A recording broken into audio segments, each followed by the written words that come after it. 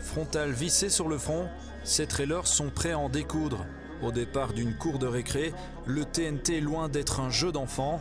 La boue en avait surpris plus d'un la saison dernière. Cette fois, les coureurs sont prévenus, ce TNT au nom explosif peut rapidement se transformer en parcours du combattant. En espérant qu'il n'y ait pas de ruisseau pour ne pas qu'on soit gelé directement au niveau des pieds. Sinon, on verra bien. Première participation sur le TNT? Oui, sur le TNT, oui. On est passé, on était content de ne pas le faire vu la boue et la pluie qui tombaient. Donc voilà, cette année-ci, je pense que la météo est plus ou moins clémente. Je fais 2 à 3 fois l'année des 30 km et c'est tout, quoi. Mais ça demande beaucoup d'entraînement physique, chose que je n'ai pas su faire cette année.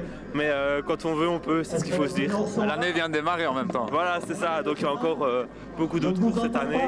Et c'est l'occasion de se mettre en jambe pour 2016.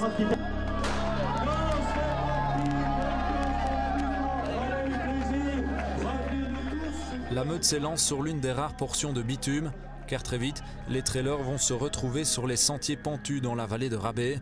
Le parcours de 30 km atteint les 800 mètres de dénivelé positif. À titre de comparaison, c'est environ 2 fois moins que sur la Bouillonnante, l'un des trails les plus exigeants du calendrier belge. Il y a des côtes, il y a de la descente, il y a du dénivelé, il y a de tout, il y a du passage technique, c'est très varié. Disons que la course s'installe petit à petit là dans le calendrier avec un rendez-vous qui devient presque incontournable pour certains coureurs.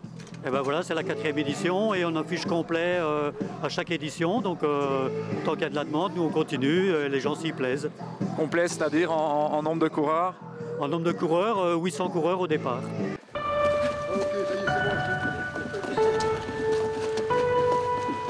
Le balai incessant de lumière rompt l'obscurité au lieu dit du trou des fées sur les hauteurs de Rabais. Le souffle court et le bruit saccadé des foulées brise le silence d'un lieu inhabituellement fréquenté en début de nuit. Super chemin, bien balisé, un peu boueux, mais bon, tout va bien, quoi. C'est bien balisé, c'est bien boueux, à souhait. Pas trop, quoi, ça va, hein. Pas trop, tu pensais que ce serait pire. Après, tu vas voir. C'est que le début. Mais au premier tiers, ça va, hein. On se porte plutôt bien. Ça va, ça se passe bien par rapport à vos sensations? Les miennes sont très bonnes, celles de mon frère très difficiles. Et ça à 2? Ouais. À 3, le leader est là-bas devant. On va vous laisser aller alors. Merci. Ça va, ça se gère bien, ça se court. Ça va, je vous laisse. Merci.